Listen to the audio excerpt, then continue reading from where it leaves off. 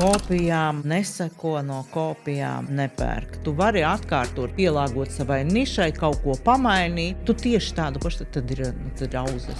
Es negribēju, lai man izskatās, ka tā ir fake lapa, tāpēc nopirku sekotājus. Varbūt ieliec saturu, tad izskatīsies īsti. Sāksim ar to. Nevajag pirkt 4000 sekotājus, kur cilvēkiem jau uzreiz ir skaidrs, ka tad tas ir fakes.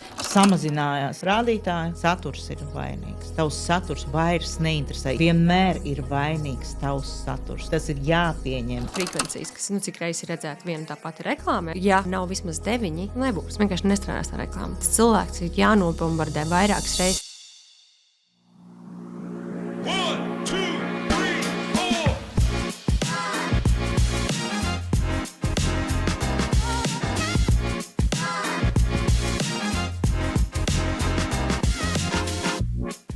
Tas nav tas, pie kā es gribu, lai mēs nonākam. Tas flows un prieks ir svarīgs. Nemēģināt darīt savu atpūtu ar papildus gribas spēku. Viss iet super, viss iet kolosāli, esam uzskailojuši nereāli.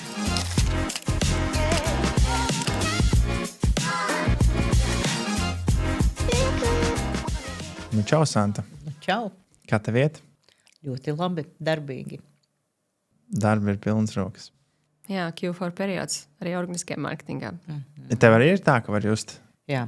šis gada beigas? Jā, var just. Man ir palikušas, burtiski tagad mēs ierakstām novembrā. Sākumā man ir palikušas dažas stundas brīvas decembrī, un tad jau viss pierakstās uz janvāri. Ļoti darbīgi. Nu, un pie tam man ir šis periodiskums atmācībās, un es burtiski 2 nedēļas atpakaļ tikai palaidu jaunās. Kā tu ieteiktu cilvēkiem, kas grib, lai jau ir gatavi uz šo Q4 periodu, kad ar tevi sazināties? Vasaras beigās, augustā. Principā augustā tad arī visvairāk bija šo pieteikumu, un šie pieteikumi tagad ir līdz pat decembrim. Labi. Ātrs pieteikums pēc mazās maltalka. Pie mums šodien ciemos ir Santa Lasmana, kas ir īstenībā, ja godīgi, vienīgais organiskā satura eksperts Latvijā, ko es personīgi varētu ieteikt. Cilvēks, kura viedoklim es piekrītu 99%, ko es redzu storijos. Šodien mēs izrunāsim, varbūt kaut ko mēs vienotram nepiekrītam. Un jā, paldies, ka šodien atnāci. Varbūt tur pastāstīt par sevi, kā tu sevi pozicionē. Tā es arī sevi uzzināju. Jaunāk cilvēki man sauc par Instagram mammu, par ko es dusmojos drusku. Labi, ka nav vecmama. Chill. Mamma jau ir labi. Vienmēr sakot, tā es arī sevi latviešu valodā un latviešu mentalitātē, starp citu, šo man liekas, Kaiga Veckalne pateica, kad ir nepieklājīgi sevi saukt par ekspertu. Es pat cik lielāko tādu dzīves daļu un šo tieši sociālo tīklu mārketingu, ko es mācījusies Amerikā, es no viņiem esmu pārņēmusi, es sevi saucu par Instagram eksperti. Kāpēc ir nepieklājīgi? Latviešu mentalitātei, un tā saka, ka nav labi sevi saukt par eksperti. Par ekspertu tevi sauc citi. Bet ja tu netici sev, ja tu neesi pārliecināts par sevi, tad, come on, šī latviešu pieticība īsti man nav raksturīga. Jā, es iedomājos, ka es sevi par ārstu nesaucu par ārstu, mani sauc citi. Vai tu esi, vai tu neesi? Tā ārsts ir profesija, bet eksperts konkrētas jomas. Jā, tā taisnība. Jā. Bet redzi, nav jau tāda īsti, kā tad mums būtu profesija, mums arī performance marketeris. Kā tev būtu, ja tas nebūtu eksperts klāt, tad kāda būtu profesijas nosaukums? Ārstam ir ārsts. Sociāla tīkla mārketings. Sociāla tīkla mārketingas speciālists. Kas ir reāli speciālists? Manā izpratnē ir ļoti līdzīgs, kas ir ar ekspertu. Eksperts varbūt drusku tā kā jau advancētāks. Jā, kad speciālists dara darbus, manā viedoklī. Speciālists dara darbus, ekspertam prasa viedokli. Jā. Un tad citi saka, esmu mentors, un tad es arī tā kā uzreiz, tad esmu eksperts. Atkal manā sapratnē mentorings kā tāds, tas ir kaut kas, ko tu dod pa velti. Man ir bizness. Es vispār biznesā esmu 18 gadiem. Cilvēki tik daudz nedzīvo, cik jau es esmu biznesā. Ja? Un biznesā pa velti nenotiek absolūti nekas. Starp citu, tā ir viena no lietām, kāpēc es tev gribēju uzaicināt. Es vienkārši dievinu, ka tu par to runā, jo mēs arī esam tieši tajā pašā industrijā, kur, diemžēl, to darbu, ko mēs darām, nevar sataustīt fiziski. Un tad, attiecīgi, arī rodas tās diskusijas un robežu pārkāpšanas no tuviniekiem, no draugiem, radiem paziņām, no klientiem, no nepazīstamiem cilvēkiem. Un tad ir ļoti, ļoti jābūt inteliģentam cilvēkam, lai noturētu savas robežas tieši šajā profesijā. Vispār biznesā kā tādā. Jā, tāpēc priecājos, ka tu atnāci šodien. Es ceru, ka par to arī sanāks mazliet parunāt. Varbūt šodien tu varētu sākt ar īstenībā vienkārši teici 18 gadi. No 18 gadiem, ko darīji pirms tam, kur tu piedzimi, kā tu biji maziņa? Es piedzimu Gulbenē. Es nāku un respektīvi Rīgā. Es dzīvoju tikai pēdējos 6 gadus. Piedzimu 2 strādnieku ģimenē. Mamma grāmatvedis, tētis inženieris, tā strādnieku, tādu saprotamo darbu darītāju. Labi mācījos, man patika daudz mācīties. Man draudzenes vēl tagad saka, ka ar mani bija neinteresanti bērnībā, jo es visu laiku mācījos un negāju tusēt. Tāda es biju, tusiņi man joprojām nav nekad bijuši baigi mīļi. Man labāk patīk vienatnē pavadīt laiku mājās, pilnīgā klusumā, ar saviem kaķiem. Vēl foršie meiti ir atbraukusi, un tad es saucu to par kuģi, ka mēs visi lielajā gultā sēžam. Lūk, beidzot skolu es vispirms devos uz Latvijas universitāti. To laiku vēl tas bija, man liekas, pēdējais gads, kad bija par valsts naudu toreiz mācīties, izturot konkursu. Un mācījos es biznesa vadību, jo maniem vecāki tikko bija nodibinājuši uzņēmumu. Mācījos, paralēli braucu uz Polijas tirgu, vedu mūsu latviešu gludekļus, vedu mūsu latviešu kosmētiku uz Poliju. Bija decembris kaut kāds vai kas, pirmais kurs uz tādas sedziņas uz zemes noklāja visu. Bija nenormāli augsts, nenormāli ārā tas viss notika. Mēs tirgojām, un tur vienīgais, kas palīdzēja, bija kanģa, ko tur apkārtējie tur čaļi. Pilnīgi, jā, tur bija mammas biznesa partners, kas brauc, bet principā, jā, viena un salā, un tā es strādāju jau no 18 gadiem. Un tad šo naudu tālāk mēs pirkām šīs apģērbus poļu ražojumā, jā. Un vedām šeit un pārdevām. Jā, tā kā barteris. Gāja uz urā. Šūs uzņēmums vēl tagad, viņš ir veikals Santa Gulbenē, bet viņiem ir nācis klāt ne tikai šim. Viņš kā universāli veikals, tur daudz dažādas lietas tirgo, bet arī nekustamo īpašumu bizness viņiem nācis ir klāt pēdējos gadus 15, jā, varbūt pat 20. Jā. Lielāko dzīves daļu es strādāju saviem vecākiem, vadīju viņu uzņēmumu. Tātad tirzniecība, nekustams īpašums, darījusi visu. Es braucu uz Poliju iepirkt preces, braucu uz Rīgu iepirkt preces, izvēlēties. Es pieņēmu darbā, un šis ikdienas darbs ar darbiniekiem konkrētais, ja, taisīju pirms grāmatvedību, ja, līdz tam mamma pārējo kā grāmatvedē darīja. Ja. Pilnīgi visus darbus es veicu, tā ka 6 dienas nedēļā no 8 līdz 7 vakarā tu strādāji. Ja. Lūk. Man bija periods, kā jau ir, kad ir ģimenes bizness, kad kaut kur sajiet uz īso, netika ņemti vērā, tā kā man likās, man progresīvāka domāšana, neņēma īsti vērā mani, un es nopsihoju un aizgāju. Kā filmās? Jā, aizgāju nekurienē pie tam vēl. Lūk, un tad man bija tāds, tajā laikā, man bija gadi, vēl nebija 30, un mani sāka interesēt politika. Es izmācījos pie tāda, neminēšu uzvārdu, bet ļoti slavena arī pašlaik politehnologa, kā veidot sabiedriskās attiecības politikā. Pēc tam iestājos un pabeidzu ieguvu otru izglītību sabiedriskās attiecības, bet es sāku sabiedriskās attiecības ar smagāko nozari, var teikt, nišu ar politiku. Lūk, un es 2 sasaukumus, kamēr mans mērs vinnēja, tikmēr es strādāju pašvaldībā un taisīju sabiedriskās attiecības pašvaldībai, un viņam praktiski vadīju ārējo komunikāciju pašvaldības. Tas, ka tagad ir vesela nodaļa, viņi dara to, ko es darīju viena. Joprojām. Tas man arī fascinē, jo valsts pašvaldību iestādēs, cik es runāju, cik man ir pieredze bijusi, cilvēki imitē darbu, un atnāk viens no biznesa cilvēks, viņš izdara to, ko nodaļo, un visi tevi neieredz par to. Un saka, strādā mazāk. Jā, tā tas ir. Pēc tam es atgriezos salabām, un es atgriezos atpakaļ pēc gadiem 8 vecāka biznesā. Turpināju vadīt, turpināju visus tos pašus darbus, un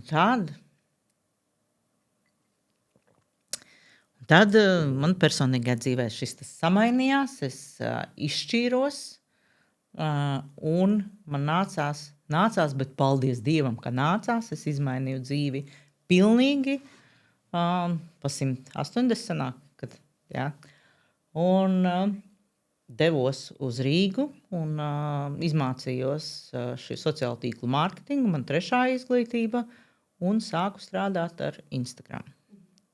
Un sāku savu dzīvi no nulles. Jau 40 plus gados es sāku savu dzīvi pilnīgi no nulles. Protams, man ir backstage'ā visa mana pieredze un visas manas izglītības. Tas viss bez tā nekas nenotiktu.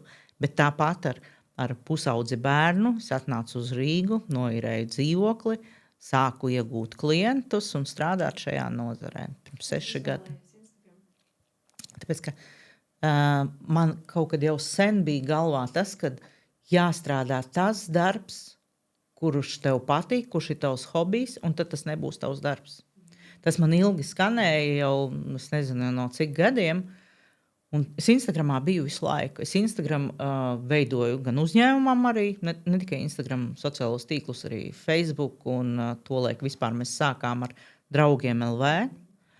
Mums bija no draugiem vēl pat tāds goda raksts, kad mēs tur pirmajā augšējā topā bijām izsitušies, kad viņi bija aktuāli. Cilvēki skatīsies, kuri maz nezina, kas ir draugiem LV. Jā. Bet viņi bija, draugiem LV bija vēl pirms Facebooka. Gandrīz vienlaicīgi, bet viņi bija agrāk. Jā. Nu, lūk, un es sāku to darbu, kas man ļoti patīk. Un vienīgais sliktums tādiem darbiem ir, ka tu neredzi robežas. Tu nevari sev nospraust robežas, jo man visu laiku gribās. Es tagad noliku telefonu, izslēdzu skaņu, noliku somiņā aizmugurē, un man ir trauksme, ka viņš man nestāv šeit. Man ir trauksme. Un man Instagram gribās visu laiku, bet mani klienti saka, ak, Dievs, ar tevi tik forši strādāt, sevišķi individuālie klienti, kur es 24/7 viņiem pieejama, tu uzreiz atbildi, to arī uz komentāriem, uzreiz atbildi, starp citu fun facts, ka cik klienti grib, lai ātri zīmols atbild viņiem sociālajos tīklos, tas ir līdz pusstundai. Nu, tas nav normāli cilvēkiem ar darba grafiku iespējams, bet es to daru. Nu, respektīvi, tikai, kad guļu, tad es neatbildu. Bet tā ir sliktā lieta. Šī nav lieta, ko mācīties no manis. Man liekas, ka tas arī personībā. Ja tu esi darba holiķis, tu vienmēr būsi. Es esmu darba holiķis, jo esmu visu dzīvi strādājusi, smagi strādājusi, dažādus darbus strādājusi, bijusi arī no tādiem parastākiem darbiem, ko sāku arī oficiante, bija arī kafejnīca man vecāku uzņēmumā. Esmu noliktavu vadījusi, esmu bijusi arī žurnāliste, laikraksta redaktore, esmu arī vairākiem. Tagad laikrakstus neviens nelasa, sevišķi papīra formātā, bet es rakstīju rakstus, tādus lifestyle rakstus dažādiem avīzēm dažādām, jā. Tad visu to apkopojot, diezgan loģiski tavs tālākais ceļa gājums ļoti skaists. Zini, ko es tev vienmēr esmu gribējis paprasīt? Vai tu esi vienīgais bērns ģimenē? Nē, man ir māsa jaunāka. Tad kāpēc Santa ir veikala nosaukums Santa tavs vārds? Kad vecākais bērns, kurš it kā pārņems to uzņēmumu, un sākumā, kad es aizgāju, bija ļoti liela pretestība. Nu, tāda nevis pat pretestība, bet vecākiem bija, viņu gaidas bija, ka es pārņemšu šo biznesu un viss būtu loģiski tā turpinājies, bet skaidrs, ka es viņu nepārņemšu. Un tagad jau pavisam skaidrs, un kad viņi tas nosēdās un viņi to pieņēma, tad mēs atjaunojām šīs attiecības. Mums bija periods, kad mēs nerunājām. Jā. Bet tas laikam ir visiem agri vai vēl. Vai nu tas ir dēļ pusauģa gadiem, mīlestības, biznesa, jums ir sarežģītākas attiecības, varbūt. Jā. Nu, man savukārt ar meitu ir ļoti sirsnīga. Es pagaidām šos 20 gadus, drīz būs 21, ka mēs esam kopā. Tad ļoti sirsnīgas attiecības. Jā. Biznesu kopā taisīsiet? Nē, noteikti. Un viņa pie tam nav biznesa cilvēks vispār. Viņa ir pilnīgi pretēji man. Viņa ir radošais, viņa spēlē teātri, tādā pusprofesionālā jau. Viņa dīdžejo, viņa tagad veido projektu vienkārši. Bez projekta, bez finanšu līdzekļiem viņa izdomāja, ka viņa grib taisīt projektu par Ukraiņiem, bet mēs visu laiku Ukraiņus asociējam, ka satiekamies, ir sevišķi, jā, no Ukrainas kā, ja man žēl, ka tā jums un tā, runājam tikai par to karu. Viņa saka, bet viņiem ir liela kultūra, bagāta kultūra, es uztaisīšu par to, un viņa bez naudas, bez jau kāda atbalsta, viena pati savāca brīvprātīgos un uztaisa pasākumu. Un, ja nākamnedēļ jau viņš būs, starp citu, tajā angārs. Kādā tajā kvartālā ir, kur jaunieši iet tusēt? Tallinas kvartālā angārā būs. Viņai pasākums, ko viņa pati sataisījusi, un tur parādīs kultūru Ukrainas, mūzika, māksla, šis rokām, ko viņi dara, dažādiem amatniecība. Jā. Tev viegli ļaut bija viņai iet to savu ceļu? Jā. Ja? Es visu laiku domāju, kā man būs. Man bērni aug tagad, es domāju. Jo mani diezgan bīdīja vecāki, respektīvi es viņiem milzumu pateicīga, jo, pieņemsim, šī pirmā izglītība biznesa vadība. Ja tu nezini, kur iet biznesa vadībā, tā tālāk tev noderēs, pat ja tev sava biznesa nav, tā sakārto domāšanu. Un es esmu matemātikas cilvēks, arī mācījos matemātikas klasē, man patika arī augstākā matemātika, es esmu tāds kastīšu formulu un tāds prāta cilvēks, es absolūti neesmu radoša. Kaut gan sociālās tīklos saturam ir jābūt radošam, bet tas ir, to var iemācīties, tā ir. Pēc formulas. Jā, bet tas ir arī pat tas radošums ir, latviešiem nav tāda vārda, krieviem ir tāds vārds nasmotrinnests. Jo vairāk tu satura redzi un saproti, kā viņš veidojas, tevī parādās šis radošums. Ķēriens tāds, jā. Jā, tas vienkārši parādās, jo tā ir iemaņa, kas ir iemācāma ar laiku, kā viss ar laiku. Vai tev es vienmēr domāju, ka esmu ģeniāli izrādis, ka tam pat ir vārds? Es domāju, ka man tas ir vienkārši, tā kā dabas dots talants. Jo es redzu kaut kādus trendus, pirms viņi būs, tā kā, un mēs jau paspēju viņus uztaisīt, un tad viņi ir trendi. Bet es nezinu, es to nekad neesmu varējis izskaidrot. Citi saka kaut ko čanelo, es nezinu, kas tas ir. Vienkārši. Bet laikam tas ir tas nasmotrinnests, es saku latviski, nav tā vārda. Jā. Tu vienkārši tik daudz redzējusi, ka tev jau parādās šī čuika, kas arī biznesā ir ļoti svarīgi. Es ar krievu vārdiem runāju, bet latviski es šo nezinu, jo es sāku biznesu 90. gados. Biznesā ir svarīgs čujs, ņuks un poņa. Jā, tā kā filmās. Ja? To man iemācīja viens arī no Gulbenes ļoti veiksmīgs biznesmenis, kas ir pa visu Latviju. Es domāju, ka jau ārpus tās. Un viņam bija tāda saruna, es biju tāda 20-gadīga meitene. Viņš tāds, viņam jau bija 30 gadi, un tad viņš tā nopietni bija saruna, un viņš runāja. Un man pilnīgi tas acīs tagad stāv, un es tā domāju, Un tiešām ļoti, ļoti veiksmīgs uzņēmējs man to stāstīja. Rubates Māri. Tad es arī zinu, par ko tu runā. Labi. Varam mēs tagad pārslēgties uz mārketinga pusi, un tad tātad organiskā puse un performance mārketinga puse. Izstāsti, Jorin, kas ir performance mārketings? Kā es to redzu, jā? Jā, kas ir performance mārketings tieši? Galvenā atšķirība no tā, ko mēs darām un ko tu dari, manuprāt, ir tas, ka mums ir maksas reklāma, kur mēs, arī budžets ir kaut kāds piesaistīts. Tas arī ir kreatīvais, galā arī izskatās pēc posta gan Instagramā, gan Facebookā, bet mēs par viņu maksājam naudu, lai būtu tas reach, ko atkal organiskajā pusē tu dari tikai vienīgi ar to saturu, ar konsekvenci, ka tu bieži taisi. Tā, un tas ir galvenais. Un mums ir tas, ka mēs principā, kuru reklāmu var tērēt, principā neierobežot budžetu. Tātad neierobežot daudz cilvēks var sasniegt. Ja viņi labi strādā. Un tad ir šis jautājums, vai viņi labi strādā. Un tad mums viss galvenais ir par efektivitāti. Par to, cik daudz tiek atpakaļ dabūt nauda uzreiz. Vai kaut kādā salīdzinoši īsā laika posmā izmērāmi. Un tāpēc arī tas performance, jo tā kā mēs liekam, taisam, daram un skatāmies, kāds tad ir rezultāts.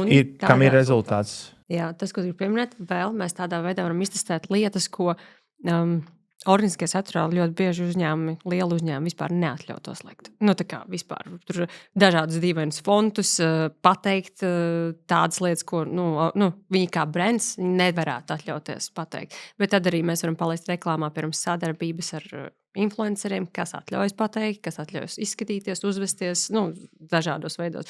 Tā kā tas ir tāds, kā ātrā veidā iztestēt varbūt kaut kādu jaunu virzienu, ko var brands pēc tam paņemt, bet viņš nevar gadu testēt, un varbūt tas sabojātu brandu. Tādā veidā. Tas, ko mēs redzam no savas puses. Izstāst, ko dara organizācijas mārketings un kā tas atšķirās no tavas puses. Par, sauksim tā, reklāma un saturs. Jā, tā saucam organiski. Tā, lai saprotam. Katreiz klientiem es skaidroju to. Par visu dzīvē mums nākas maksāt. Pilnīgi par visu, uz ko tu tagad nosauks piemēru, par visu nauda mēs vai maksājam. Un ir nauda vai ir laiks. Reklāma tu maksā ar savu naudu. It sevišķi, ja tu pats tur netaisies mācīties un uzreiz ej pie profesionāļiem, kur tev izveido. Organikā tu maksā ar savu laiku. Jo vairāk laika tu tērēsi, jo vairāk rezultāti tev būs. Tas pats kā ejot pie jums, jo vairāk naudas tu tērēsi, jo labāk rezultāti būs. Parasti tāds vidējais uzņēmējs ir šis mikslis. Gan reklāma, gan organiskais mārketings. Ja, cevišķi, Instagramā tas spilgti ir redzams, vai ne? Tā kā, kāds bija jautājums? Ar ko atšķirās īsti? Tā kā paskaidroju, jā. Jā. Es teicu, tas pats, ko es arī saku. Par to nav laika. Mēs maksājam ar to, kas mums tajā brīdī ir vairāk. Ja kāds atnāk pie manis un saka, man vispār nebūs laika veidot saturu, nedod Dievs vēl paskavārdus, man nepatīk veidot saturu, man nepatīk iet kameras priekšā, es saku, tad nevajag, tad uztaisi vizītkarti Instagram profilam un ej pie profesionāļiem, kas veidos tev reklāmas. Tad nevajag, jo cilvēki šitā tikai jūt, ka tu dari ar sagrieztiem zobiem, un ja nebūs laika, tev nebūs rezultātu. Absolūti. Nav arī tās harizmas, kāpēc laikāds gribētu vēl patērēt tavu saturu vairāk un vairāk, ja viņi redz, ka ir tā kā... Jā, tas ir nolasām. Jo, padomā, sociālajie tīkli ir rupji, teiksim, 20 gadus cilvēki jau ir redzējuši visu un jau saprot, tu to dari no sirds, ar deksmi, tev patīk to darīt, un pat sāksim no paša sākuma, vai tev patīk savs produkts, prece pakalpojums, vai tev patīk savs produkts, arī to var nolasīt. Jā, ļoti vai netic, viegli. saka Dievs, ja netic tam savam produktam vispār. Spīd cauri, jā. Tā bija tāda, varbūt, tehniskais izskaidrojums. Kā ir ar saturu? Kāda ar to satura ir galvenā atšķirība no saturam un reklāmai? Tavā izpratnē? Manā izpratnē tā, tagad uz doto brīdi reklāma, kas izstāsta pēc reklāmas, nestrādā, un viņa jāveido tā, lai viņa izstāsta pēc organiskā satura. Viss. Un organiskā savukārt saturā jau ir, es teiktu tā rupju 2. gadu, ir šī tendence uz maksimālu vienkāršību. Paņēma telefonu rokās, uzfilmēja sevi, un galvenā doma ir pat vēstījums, ko tu gribi nodot. Dinamiski viņu nodot, aizķer uzmanību pašā sākumā, un beigās ved uz turieni, kur tev vajag vest to, aicini uz rīcību, kāda tev ir nepieciešama. Ja? Bet ļoti vienkārši. Un reklāmas es redzu arī tagad ļoti vienkāršas. Protams, ir lielie brendi, ja mēs tagad paskatāmies, braucot uz šejienu, taksies, skatījos Dior šo kampaņu Ziemassvētku, ja? Kā filma, jā. Ja ir daudz naudas, mēs taisam ļoti kvalitatīvu, arī saturu mēs veidojam ļoti kvalitatīvu, viņu veido cilvēki, kuri pārzina to liektu un kā filmas veidojam. Bet jāatceras, ka tas nav performance marketings arī. Jā. Tas jau vairs, viņš tik un tas tā. Ir lielie zīmoli, izmanto, kuriem nav viņi visi viņu pazīst, un viņiem ir svarīgi šis wow moments. Jā. Sajūta nodot to savu brand zīmolu, bet tas Tad, kad pie mums atnāk kādi, kuriem mārketinga budžets varbūt 5,000 mēnesī, un viņi ir gatavi 4 iztērēt tikai, lai viņi būtu ļoti fancy video, tad viņam nekad neatnāks atpakaļ tā nauda. Tas nav iespējams vienkārši. Nav nekāda, lai jā, kur viņu racionāla kādā pamatojuma. veidā viņu liktu. Jā.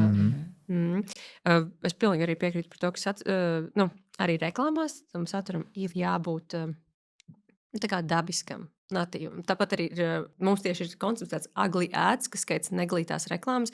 Principā nofotografējot vienkārši šitā, es gribēšu to krūzi glāzi pārdot, es vienkārši nofotografēju neglītā, normālā cilvēciskā setupā.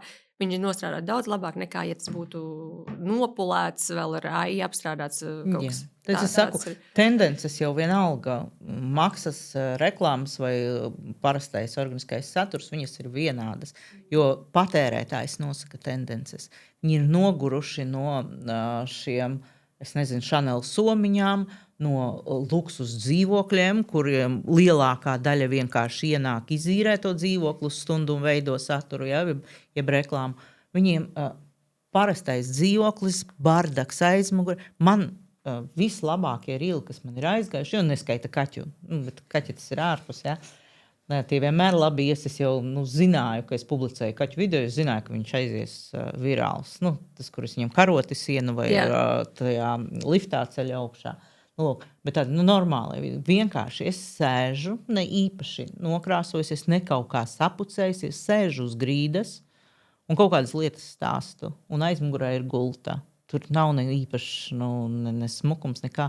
Pie tam tagad speciāli ir trends, kad speciāli, tu saki, ugly ads, speciāli sabojājam video kvalitāti, uzliekam graudainumu, jeb šo telefonu kustinām fotografijās, jeb arī šis nekārtība aizmugurē. Jā. Tas ir tagad trendā. Mums tagad bija prakse. Es tieši stāstīju par UGC veidošanu. Un viena no lietām, ko es mēģinu iestāstīt, ir jebkuram, kas grib taisīt saturu, varbūt sadarboties ar zīmolu vai ko. Nevajag ielakot matus, uzkrāsot sarkanas lūpas. Tev ir jārāda tas produkts tā, kā tu viņu realitātē lieto. Lai tas, ka cilvēks, kas patērētājs būs, kas viņu varbūt nopirks un vispār apsver domu pirkt, redz sevi tajā. Vai rezonē? Jā, jo tas būs tāds sīvs, es stāvu kameras priekšā un saku, ka tas ir ļoti labi un esmu tā, kā es pat ikdienā nekad neizskatos, neviens neticēs, neviens nepirks un aizskrolēs prom. Tā sajūta ir nepatīkama, mēs negribam, kad ir nepatīkama sajūta, mēs skrolējam prom. Jā, un vēl pie šī man vienmēr klientes lielākajā vairumā Instagram patērē un saturu veido, milzīgākā vairumā 90% sievietes. Mans klientes arī 90% ir sievietes. Un viņām ir šis, es tajā dienā neizskatos labi, es neesmu uzkrāsojusies, neesmu bijis pie friziera, man nav ko, bet mūsu sieviešu problēmas arī bez kameras. Es nevaru stāties kameras priekšā. Un es visādi es eju, pārsvarā viss mans saturs, kur es neesmu krāsojusies. Un ja mēs nedomājam tikai par saturu, bet es kā uzņēmēja, lai nopērk, tad gandrīz visās man tādos veiksmīgākajos palaišanās, tad, kad es palaižu kaut kādu produktu, un visvairāk naudas man atnāca, vispār es biju Maldīvās 2 mēneši, man bija šitādas sirmas saknes, man nebija vispār ne grama make-up, un es pārdevu. Ja, un tam vispār pat nav nozīmes, kā tu izskaties. Tagad jau vienkāršāk, jo labāk. Iedomājies, ja tu gaidītu, un tu mēģinātu sakārtot, ka tev būs manikīrs, frizieris, tas vienkārši nebūtu to naudu. Tu viss, nav biznesa. Tā kā negaidiet. Nē, absolūti.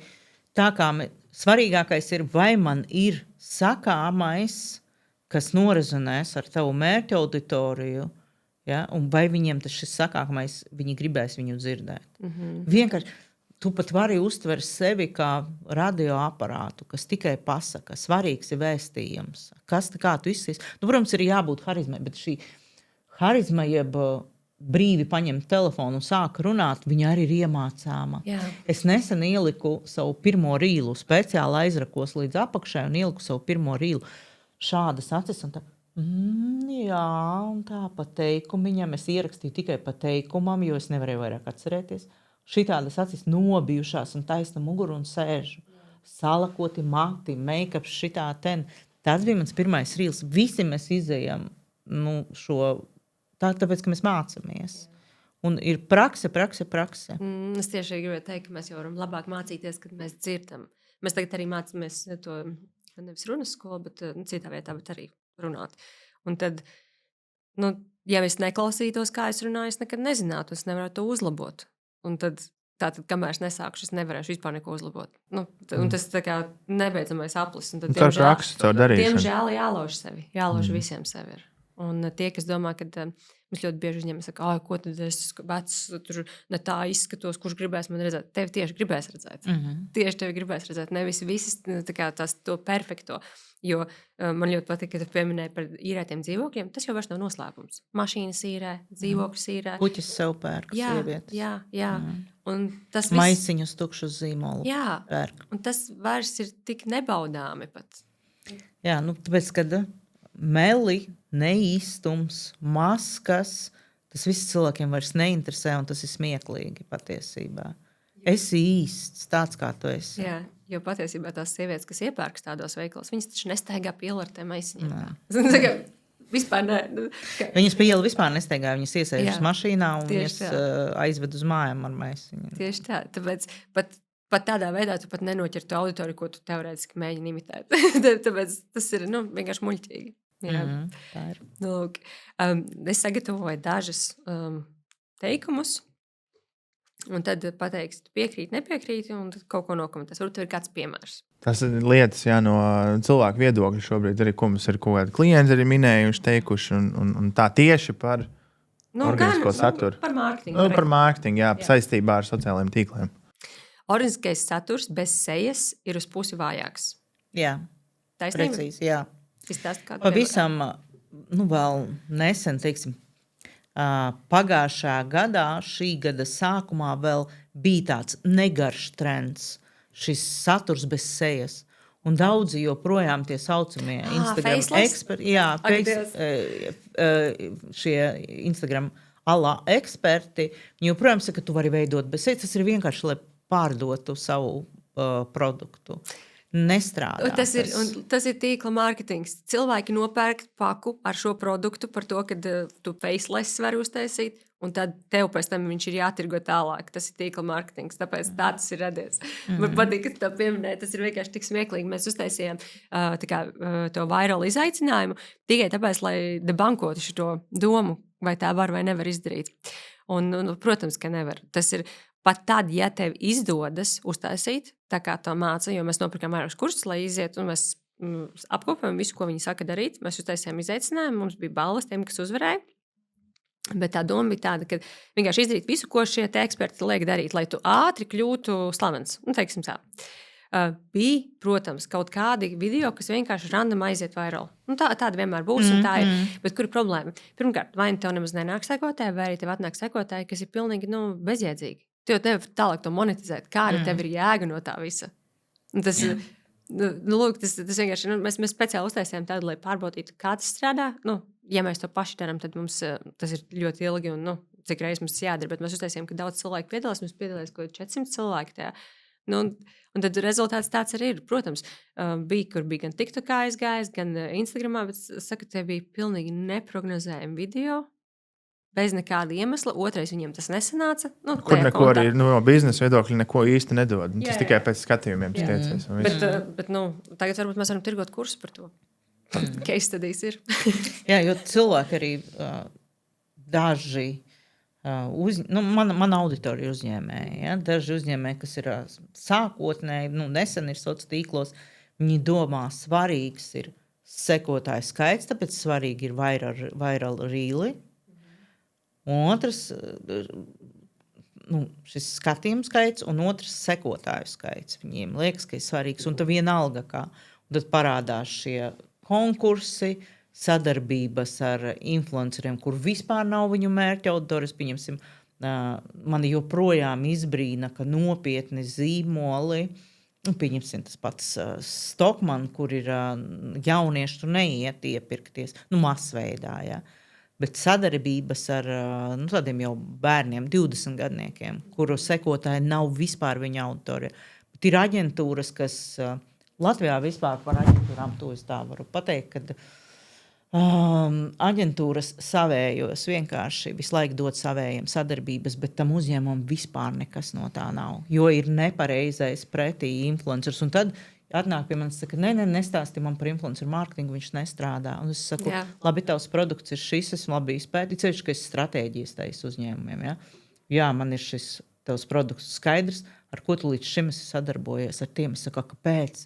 Tavu produktu nepērk jaunieši. Un sliktākais, kad tie influenceri vēl sev uztaisa sliktu slavu, kad no viņiem nekas neatnāca, bet tur nebeidzēja sanākt. Un tā kā nav loģiski, ka no viņiem pirktu. Viņiem nav tāda auditorija tieši tā. Es nesaprotu tiešām arī, kāpēc tie influenceri paši piekrīt. Kā? Naudas piekrīt? Loģiski. Bet tā ir pēc tam slikta slava. Tā kā, es sadarbojos ar to, nemaz neatnāca nekas, nekāda atdeve. Tas ir ilgtermiņā.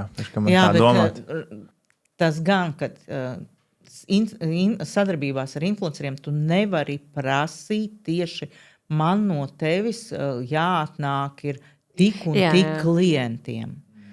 Sadarbības tas ir jaunas acis tavā mērķa auditorijā, un te mēs atgriežamies, vai pareizi ir tavs influenceris izvēlēts, ja? Bet tās ir jaunas acis. Un Instagramā pie tam ir visi pāriet uz tavu profilu, un šeit es pateikšu par reklāmām un par sadarbībām. Ja tavs profils nav pareizi noformēts, sauksim tas, bilde, SEO, bio, highlighti, piespraustais saturs vai ne, tur kaut kādi pirmie rīli, ko viņš redzēs uzreiz piesakojot. Tu reklāmā un sadarbībās izmet naudu. Tu vienkārši izmet naudu, jo pirmais cilvēks ir, jo vien tā nav reklāma tieši uz mājaslapu, bet ja mums ir reklāma uz profilu vai jeb influenceris stāsta un skaidrs, ka cilvēki pāriet uz profilu, un ja tur ir nesagatavots, tur ir vienkārši fuji, tad tu izmet naudu. Tu vienkārši izmet naudu. Tāpēc sākam ar... Kad veiksmīga sadarbība nav nodevums no influencera tikai vienīgi tas saturs un video un skatījumi, bet arī vispārējais, kas ir tātad gan tas gala mērķis, kad viņi pirmkārt, jo uzņēmumi paši vainīgi, ka viņi ir atbildīgi, ka viņi izvēlās sadarbības, viņiem nav prasmes vienkārši, tā kā pieņemt to lēmumu, kad rekur atlasīt. Jā, un svarīgi, kad ir aģentūras negodprātīgi. Tas, ko es redzu Latvijā, es nevaru spriest par citām valstīm. Bet tas ir valstīm. visur, mēs sadarbojamies ārzemēs, tas ir visur. Savējam atdot, kas vispār nedara uzņēmumu. Uzņēmumam nav prasmju, nav zināšanu, vai ir vienkārši tam mārketinga cilvēkam ir IPO, labītais aģentūrai nodevumu manis vispār neprasīja. Vai liels influenceris liekas, ka tur jau kāds būs starp tiem 500,000, noteikti kāds būs un nav? Nav, tāpēc, ka ir absolūti nav tam. Un pie tam lielie vajadzētu ne tikai. Pirmais mēs pārbaudam mērķa auditoriju, tāpēc arī svarīgi, vai tu zini savu mērķa auditoriju. Un tad, kad nāk pie manis, saka, man mērķa auditorija sievietes 30 līdz 50 dzīvo Rīgā, tad ir čau. Kur ir problēmas, bailes, iebildumi vai nevajadzības, kur ir viss tas lielais pētījums, ko es taisu stratēģijās, pieņemsim, vai klientiem mācu, kā veidot šīs mērķa auditorijas. Nav skaidra pati mērķa auditorija. Lielajiem ļoti daudziem, un to var ar noteiktām zināšanām var saprast, ka ļoti daudz lielajiem influenceriem ir pirktās auditorijas. Tur nav vispār. Viens ir pirkta auditorija, tur nav dzīvu. Priekšu. Man tik daudz jautājumu par šo pašu.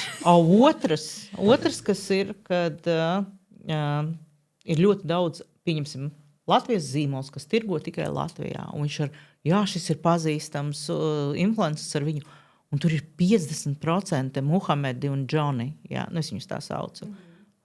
Viņiem vispār, ne viņi tiek pie tā produkta nekā. Vispār, ka neanalizē šos knifus. Pamatlietas. Jo Latvijā tev nevar būt 500,000 sekotāju. Nav Latvijā tik daudz iedzīvotāju, kas lieto Instagram. Kopā ir miljons, kas ir, kur ir veci profili. Tā kā, jā. Bet, ja mēs runājam par to, vai var strādāt organiskais saturs bez sejas, strādāt tātad sliktāk, bet metareklāmās var palaist bez sejas produktu, var palaist, bet tik un tā strādā vislabāk, ja tagad ir tas collaboration, tā partnership ads, un ja mēs izmantosim influenceri, vienmēr strādās labāk. Bet triks ir tāds, tiešām ir jābūt īstai mērķa auditorijai. Mēs vairākas reizes esam saskāruši tīpaši ar Latvijas, kāpēc neņem pretī to mūsu informāciju tieši par vecumu. Tātad, ja jums, piemēram, ir apģērbs, kas ir attiecīgi mērķa auditorija 40+, Mēs nevaram rādīt 20-gadīgu meiteni, lai cik viņa skaista, seksīga, estētiska izskatītos. Nu, tā reklāma tik un tā, algoritms strādā tā, ka, ja pirmie 3000 cilvēki redzēja reklāmu un reaģēja uz viņu, kas, siekalnieki, piemēram, tad tur viņi arī tālāk aizies. Nebūs tā, ka pēkšņi tā reklāma pavirzīsies un aizies uz 40 plus sievietēm. Tāds nestrādā. Tā nestrādā algoritms. Arī organiskais saturs tā nestrādā. Tieši tā. Tāpēc, tev ir jāizvēlās, kāds, tev nepatīk, varbūt kā tā 40-gadīgā sieviete izskatās, bet modelis arī ir Latvijā 40 plus skaistas sievietes. Var izvēlēties, var atrast. Tāpat arī mājaslapā. Modelis strādā sliktāk nekā ar sievieti parasto. Jā. Jo vajag, es gribu redzēt, pieņemsim, tad, kad es skatos, iepērkos veļu internetā, un viņa ir nofotografēta uz slaidām 20 gadniecēm ar zirnīšiem. Ja? Es nevaru, vispār nejūtu, kā izskatīsies uz manis, ja? Jo man ir citi parametri. Vai ne? Un tā arī visā mums gribas redzēt, kā tas izskatīsies uz mani. Kamēr nav šīs tehnoloģijas tādas, kad es varu katru preci, ko redzu uz sevis, it kā uzlikt arī online, pataustīt, pasmažot arī online, kamēr vēl šādi nav, tikmēr vajag līdzīgu. Jā. Tāpēc vēlreiz mēs atgriežamies pie tā, vai tu zini savu mērķa auditoriju, vai tev ir uztaisīts tavs ideālā klienta portrets. Viss. Ko viņš dara ikdienā? Kādas viņam ir tās problēmas, kā tu teici? Ļoti daudz lietas, kam tev ir jāiziet cauri. Kādus jautājumus uzdot? Tāpat arī, ka mēs veidojam reklāmas, arī nevar būt vienkārši nopulēts skaists teksts par brendu. Nē, tekstā, labā reklāmas tekstā ir tās problēmas vai arī tā sajūta, ko tas cilvēks ikdienā piedzīvo. Viņš tā kā apstājas. Mēs smējamies, sakam, cilvēks uz poda sēž un viņš scrollo. Un tad vairākumā. Reāli. Un nav jau tā, ka viņš to kaut kādos pasākumā skatās, šī ir skaista reklāma. Tā nav. Es palasīšu reklāmas. Nē, viņi realistiski vienkārši noķer, jā, man ir aizcietojums tiešām. Viņam vajag noķert to sajūtu. Pie tam, tāpēc arī šeit pie mērķa auditorijas analīzes mēs runājam šie kasdevi. Mums ir svarīgi saprast, kādiem tieši vārdiem runā mana mērķa auditorija, lai ieliktu to gan organiskajā saturā, gan reklāmās. Kādi tieši vārdi tiek lietoti. Tas arī ir. Jā, starp citu, citreiz cilvēki ļoti mēdz būt pārāk gudri. Tas arī ir. Viņu mērķa auditorija nemaz nezina tādus vārdus. Tas arī ir. Vai nerunā tādiem teikumiem. Nākamais. Kad pasliktinās rezultāti organiskajā mārketingā. Pārsvarā vainīgs ir algoritms, Instagrams grib, lai maksā reklāmām. Tā ir vainīga? Pilnīgi 100% nē. Stāsti. Tad, kad pasliktinās mums, un jāsaprot, ka algoritmi nepārtraukti mainās, nepārtraukti tendences mainās, bet tas viss ir tāpēc, ka lietotāju vēlmes mainās. Un tad, kad mūsu rezultāti, un viņiem tā ir, kad ilgtermiņā ilgi vienādi veidot, tu neko nevarēsi. Samazinājās rādītāji, uzķēri, skaidrs, saturs ir vainīgs. Tavs saturs vairs neinteresē, ja iepriekš interesē, vairs neinteresē. Vienmēr ir vainīgs tavs saturs. Tas ir jāpieņem. Neviens ārpusē nav vainīgs. Vainīgs ir tavs saturs, tā kā tu viņu pasniedz. Tāpēc tagad ir šie trial rīli, tagad mēs varam daudz jaunas idejas, kaut ko pilnīgi jaunu ieviest, iztestēt un saprast, kas tad aizies uz manu mērķa auditoriju. Un, lai cik cilvēkiem varbūt nešķistu bēdīgi vai negribētu piekrist, tieši tas pats ir performance marketingā. Ja pēkšņi nestrādā reklāmas, nav tā, ka mēs tagad kaut ko saklikšķināsim un tas strādās, ka nē, tas ir saturs. Un saturs, pirmkārt, viņš vai nu noveco, vai arī tavi konkurenti, jo visi viens otru kopē, ir sākuši stancēt tieši tādu pašu, un tāda veida saturs sāk palikt dārgāks. Un tad vienkārši viņš nestrādā. Un tad ir atkal jāmaina. Tas ir pilnīgi visu laiku reklāmā, tas ir saturs. Un, diemžēl, arī tendences mainās, gada laiki mainās, visu laiku kaut kas mainās. Ir jābūt naivam domāt, kad visu laiku tu vienu to pašu darīsi un aizies. Jā, tā ir. Labi, nākamais. Bet tas laikam vairāk uz tevi jautājums, Juran. Vājš vizuālais materiāls ar lielu budžetu vienmēr pārspērs izcilu organisko saturu bez budžeta. Jā vai nē? Laikam Jā un nē.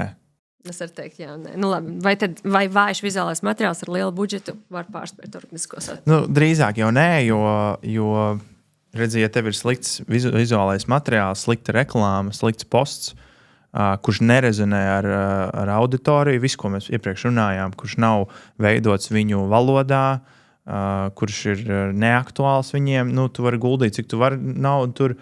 Pirmkārt, tas būs pilnīgi stulbi. Nu, tu neefektīvi vienkārši barosi Marku Zuckerbergu. Un, tu dabūsi kaut kādus pirkumus, bet tu būsi mīnusā jebkurā gadījumā. Un tajā momentā skaidrs, ka ir jābūt citam saturam. Bet, ja ir organiskais saturs, kurš uzreiz rezonē, noteikti rezultāts būs labāks, ja maksas reklāmas nebūs nekāda evolūcija, nebūs nekādas izmaiņas. Viena lieta, ko es gribu piebilst par maksas reklāmām un organisko saturu, kas ir diezgan būtiska atšķirība, ir tāda, ka organiskais saturs, principā, pat ja tu esi kā biznesa konts un tu atzīmēsi, tu esi biznesa konts un tā kā Instagrams tev grib tur palīdzēt, lai tu sasniedz auditoriju un tu veido arī interesantu saturu. Algoritms ir satura algoritms, bet ir arī maksas reklāma algoritms, kas ir tā kā līdzīgs, bet viņam ir drusku savas nianses, jo maksas reklāmās mēs varam norādīt mērķi, ko mēs gribam no reklāmas. Un tas bija tas, ka tu vedi cilvēkus uz Instagram, viens mērķis, vedi cilvēkus uz lapu, viens vēl cits mērķis, un ir arī atsevišķs mērķis, ka tu vedi cilvēkus uz lapu, bet mērķis ir nevis aizvest tikai uz lapu, bet arī viņus līdz pirkumam novest. Un tad tu sāc barot to Instagram algoritmu, Facebook algoritmu, Meta algoritmu ar to, ar tiem cilvēkiem, kuri reāli ir pirktspējīgi, kuri ir tavi mērķa auditorija, ne tikai, ka viņiem interesē tas saturs, viņi laiko un komentē, bet arī viņi pērk.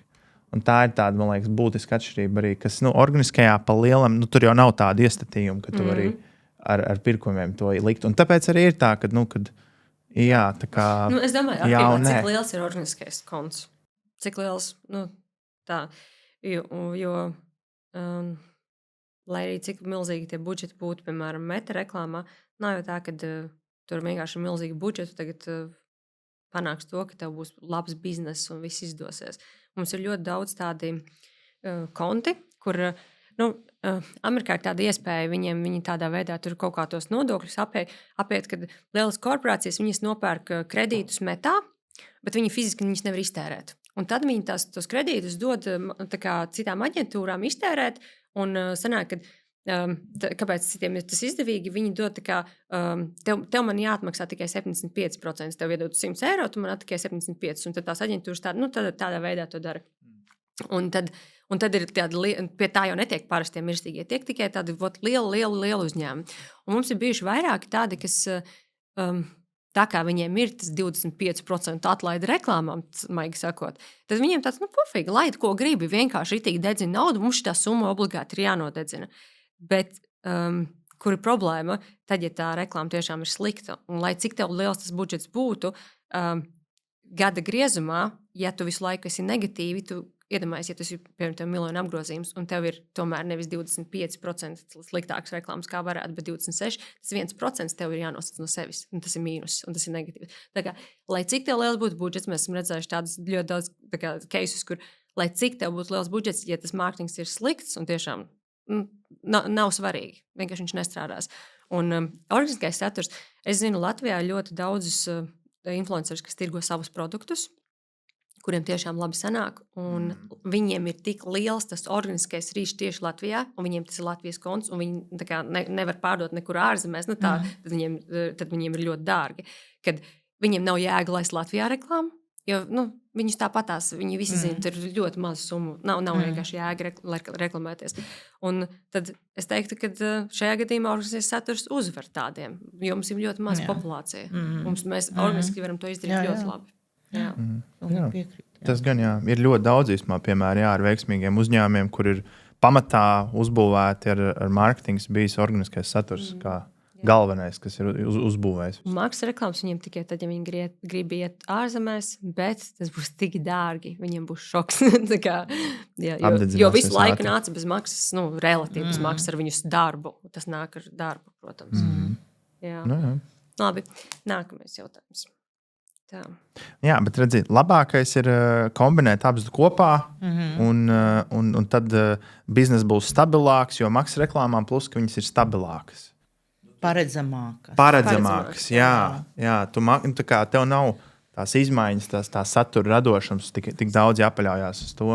Ziniet, par ko mēs neesam parunājuši? Mēs tagad runājam par Instagram kontu, piemēram. Bet mums ir viens klients, kuram bija nagu. Viņš uztaisīja arī Facebook lapu, kā fanu lapu par savu produktu. Un jo vairāk mēs reklamējamies, mēs uzlikām tādu settingu, ka mēs invaitojam visus, kas komentē vai laiko reklāmu, invaitojam arī uz to, to lapu. Un tur izveidojas tik milzīgs komunitīs, un cilvēki viens otram stāsta, kā tur tos nagus taisīt, un visi nenormāli starā. Un beigās viņiem tā fanu lapa, kas ir viņu lapa paša, tā kā viņi palaid jaunu produktu, viņi tikai ielika tajā lapā un izpirka momentā. Un tā kā tas nav tikai Instagram profils. Šeit ir stāsts par kopienu. Jā. Visvienkāršāk ir palaist tagad tāds jau pavisam jauns Latvijā, neviens par to nerunā. Es neesmu atradusi vienkāršu veidu, lai to masās runātu. Ir šis fanu mārketings. Tā ir tāda jauna arī ārzemēs lieta. Un tagad cilvēki, vissvarīgākais tagad ir nevis šis lielais sekotāju skaits, bet šī kopiena. Vai to ar savu saturu, ar savu komunikāciju izveido kopienu. Šeit ir spilgts piemērs, cik labi viņam šis izdevās, vai ne? Un es zinu, Diānai Nikitinai ir šī Facebook lapa sieviešu. Ja? Tur arī ir kopiena, un tur viņa, kad iemet savējo kaut ko, es domāju, viņai ļoti labi aiziet. Es nerunāju par pārējiem, bet pārējie ir kopienai, bet no uzņēmēja, no viņas puses. Vai ne? Tāpat, ja mēs veidojam savā Instagram vai Facebookā šo kopienu, pirks ļoti stipri vairāk. Jo kopiena tas jau nozīmē, viņš ir uzsildīts, viņš principā ir karsts. Viņi viens otram pārdod. Un arī viens otram, protams. Jā. Tas ir tagad, kas ļoti labi, lieta, kas ļoti labi pārdod, tā ir kopiena. Tāpēc ir visi šie arī Instagram šie kanāli, tāpēc ir šie, kur izmanto šo krievu produktu, šie Telegram kanāli arī. Tu vienkārši visu laiku viņi sildās visu laiku, un tu iemet savu produktu, un viss notiek kā magic. Jā, un tas arī ir organiskais mārketings. Tas jāpiemina. Nav jau tā, ka mēs runājam tikai šobrīd par Instagram kontiem. Noteikti nē. Ļoti daudz dažādu veidu, kā organiski attīstīt savu biznesu. Bet saturs jāveido visur, un laiks aiziet visur. Jā. Un citos kanālos arī atšķiras. TikTokā nevar tāpat kā Instagramā. Arī to mēs tajā viral izmēģinājām. Noteikti nevar. Nē, dažādi. Jā, es nezinu, kā tev šķiet. TikToks tev nešķiet Latvijā tāds tā kā... Miskas, tas nezinu. Es nezinu, kā to pateikt. Tā ir ļoti specifiskā auditorija. Bet es domāju arī globāli no tā. Es viņu pati vairs nelietoju, tikai, ka man meita sūta kaut kādus video vai draudzene. Man ir viena draudzene, meita sūta tur. Es nezinu, man īsti nav bijis klients, neviens tāds, kuram es teiktu, koncentrējies vairāk uz TikToku. Ir klienti, kad es saku, ja tev ir biezāda, TikTokā vajag biezāku, YouTube'ā vajag vēl biezāku ādu. Tātad, ja tu veido šos rīlus, tev jau ir šis saturs izveidots. Tu vienkārši samet viņus TikTokā un YouTube shorts. Ja tev, protams, nebūs tādi rezultāti, kas cilvēks tikai strādā uz to kanālu un ievēro visu tur algoritmus, bet tāpat tās ir liekas acis uz jau ko tu vienā minūtē iemeti tur, viss. Tāpat arī tu vari šo pašu video paņemt, ielikt jebkurā kanālā. Es nezinu, varbūt tev WhatsApp, varbūt tev Telegrams ir, vai ne? Tādā arī iemest vēl papildus acis. Jo mānīgi uzņēmēji domā, es jau ieliku, visi mani sekotāji redzēja. Neredz. Tāpat arī, ka es jau vienreiz par šito runāju. Labrīt. Tas ir fakts, ko es tagad arī stāstu saviem klientiem. Par vienu tēmu 10 reizes vienam cilvēkam ir jāredz. Minimums 10 reizes par vienu tēmu. Tavs viens vēstījums 10 reizes viņam jāredz, jādzird tam vienam cilvēkam. Tikai tad viņš būs gatavs pirkt 10 reizes, bet mēs ieliekam, viņš varbūt katru 10. tikai redz. Tad runājam par to. Jā, un ir tā, ka cilvēki bija pirms ļoti daudz gadiem pētījums tam Nike par Rule of 7, ka bija 7 reizes jāredz, bet tas bija pirms cik daudz gadiem. Tas tiešām ir jau pat vairāk kā 10. Tas ir crazy. Apģērbā, piemēram, ja tas ir apģērbs, mēs skatāmies, ka tam frekvencijiem ir jābūt daudz, piemēram, frekvencijas, kas cik reizes ir redzēta viena tā pati reklāmē. Normālā biznesā, piemēram, ja 2 ir, tas, mēs skatāmies, ka 2, 3. Tur es nezinu, krēms. Kaut mēnešu laikā, vai ne? Vai? Jā. Ja apģērbā nav vismaz 9, ko mēs redzam tajos settingos, nebūs. Vienkārši nestrādās tā reklāma. Tas cilvēks ir jānobombardē vairākas reizes, viņam dažādās pozīcijās, placementos, dažādos laikos, uz dažādām sievietēm jāredz tas viss, lai viņam vispār nosēst uz zemziņā, ka viņš tiešām to grib, ka viņš ir gatavs pirkt. Tas nav, lielākoties jau tie produkti, ko tirgo e-komercijā, nav kaut kas, uzreiz pērkams. Ja tas ir uzreiz pērkams, tad tas parasti ir kaut kas, ko varētu atrast Googlē un izvēlēties lētāko. Tādā veidā. Jā, Tagad atkal vēl viens jautājums, un tad es pat nezinu. Sākšu ar tevi, bet es gribēšu no tevi dzirdēt. Viss, kas strādā organikas saturā, ļoti labi nostrādās arī maksas reklāmās. Nē, nevienmēr. Jā. Jo maksas reklāmās mērķis ir pirkumi. Mūsu gadījumā e-komercijai var arī būt cits, bet es nevienam neieteiktu. Ir atsevišķi gadījumi, kur var laist arī ar citiem mērķiem, bet pamatā tur 80% budžetam vajadzētu būt uz pirkumiem vērsts, ja tas ir bizness, par ko mēs runājam. Un organiskajā saturā ir skatījumi. Un, pat ja tu taisi to saturu vērst uz pārdošanu un parādīt, kas tu esi, kāds ir tavs bizness, un tā nevienmēr, dažreiz tu viņu uztaisīt tik labi, kad viņš visiem interesē, un algoritmam viņš tik ļoti patīk, ka viņš aiziet ļoti vairāk. Es nedomāju, ka ja tu baigi pārdot tajā savā video organiski, ka viņš būtu aizgājis organiski labi. Jā. Piemēram, man galvā bija tas trends, kad ir biznesa reklāma, kad ir WhatsApp ziņa atsūtīta, un tā kā, hei, aizēj nofilmēt tur to, pasaka, kad arī forši arī šitas ir, un aizēj paskaties to. Jā, bija tāds trends, ko visi tur izmantoja. Un tie, kas to ļoti agri izmantoja, viņi aizgāja vairāk, tāpēc, ka tas formāts bija interesants. Nevis tāpēc, ka tas tā biznesa bija interesants. Un tāpēc, vai tas man likt uzreiz tāpēc arī pirkt? Nevienmēr. Jā. Mums ir bijis, kad mēs palaižam reklāmā, jo es redzu, ka tas video tur nebūs labs, bet īpašnieks saka, rekord miljonus views. Aizgāja, nenormāli jābūt. Mēs palaidām, un es saku, neiet. Un mēs iztērējam $300. Un es saku, mēs tērējam vēl vai nē.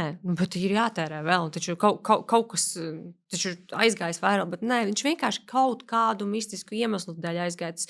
Citreiz ir tā, ka viņš aiziet tiešām pa kaut kādiem džamšu ceļiem, kas ir Muhamedi un tā tālāk. Tas nenozīmē vienmēr, ka tas būs tiešām ļoti labs kvalitatīvs saturs. Tāpēc es domāju, ka tas ir neviennozīmīgi no mārketinga, performance marketing puses. Kā tu domā? Jā, jo redzi, ja reklāmās mēs galvenokārt 90% pārdodošo saturu, tad organikā pārdodošais saturs ir no visa satura vismazākais, tīri pārdodošais. Respektīvi, šeit arī ir tāda barjera uzņēmējiem, kā man ir katrai satura vienībai jābūt pārdodošai. Nē, organikā tā sociālās tīklos tā nav.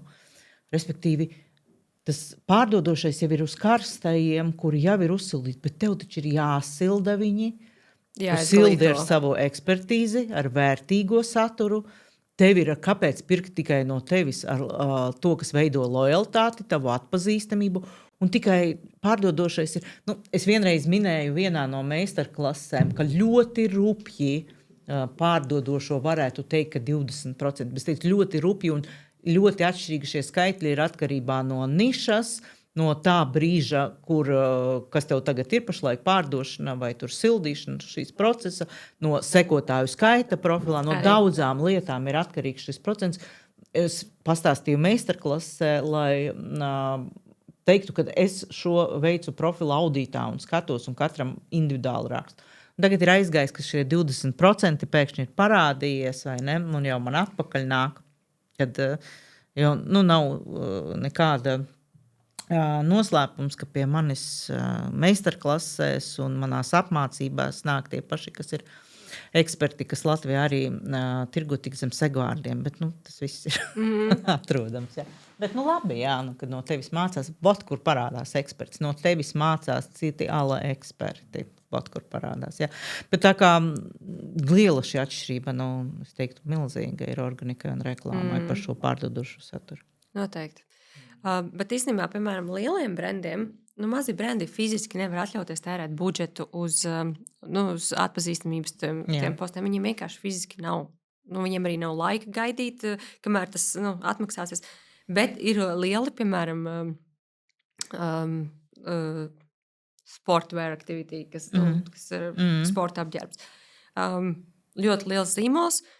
Viņam budžets speciāli, viņš jau gada griezumā aprēķina budžetu, ka viņam tie 20% arī iet, ironiskā kārtā sanāca 20%, bet kad viņam tas ir tieši atpazīstamībai. Un kāpēc? Tāpēc, ka mums vajag pilnu mājaslapu ar to saucamo trafiku, vienkārši tāpēc, lai būtu tie touchpointi tam cilvēkam, jo ir tie pētījumi un cilvēki, kas lielus budžetus plāno, viņi atvēl to, ka būs budžets tieši tam daudzumam skatījumam. Jo maksas reklāmas, kas ir vērts mērķētas tikai un vienīgi uz pirkumiem, fiziski ir dārgākas. Mēs pērkam marketplace'ā vietu. Un ja tavs biznes ir, piemēram, modes biznes, kur tev ir obligāti jābūt konkrētam skatījumu skaitam, lai notiktu tā transakcija, tad ir diezgan muļķīgi mums apzināti tikai un vienīgi tērēt naudu šajā, dārgākajā veidā, tādā ziņā. Protams, ja ir kaut kādi dropshipping brandi, kuros ir 1+1 piedāvājumi visu mūžu, un tur vienkārši tancē vienādas kleitiņas, tas ir cits stāsts. Tad mēs varam tikai un vienīgi gāzēt un tērēt nebeidzam budžetu tikai un vienīgi pirkumos. Bet ja tas ir īsts brands, zīmols, kam ir vajadzīga atpazīstamība, kam būs jauna kolekcija un vispārējais, diemžēl, jāsaka, ir jāatvēl arī cita veida kampaņām budžets. Jā, un ir vienmēr divas tādas, pārsvarā jau klienti ir šeit vidū, bet ir tādas divi galēji. Viena saka, tikai pārdodošais, viņš pārdod par skatlogu un no viņa nepērk.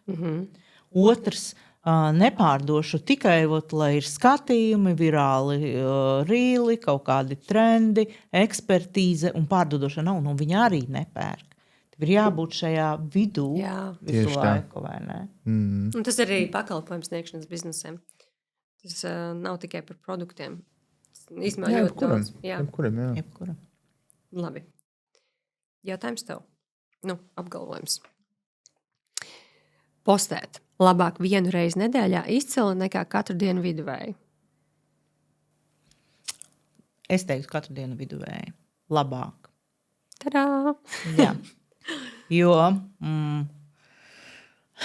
tas ir organiskajā saturā ir par regularitāti stāsts. Labāki ceļši, kad tu vēl sāk, ka tev nesanāk lietas, tu mācies, bet to dari regulāri un redzēs vairāk, nekā tu ceļši perfekcionisms. Sietas ļoti daudz man lietas perfekcionisms. Un es arī esmu pārmācījusi sevi bez terapijas pie tam vēl par savu perfekcionismu.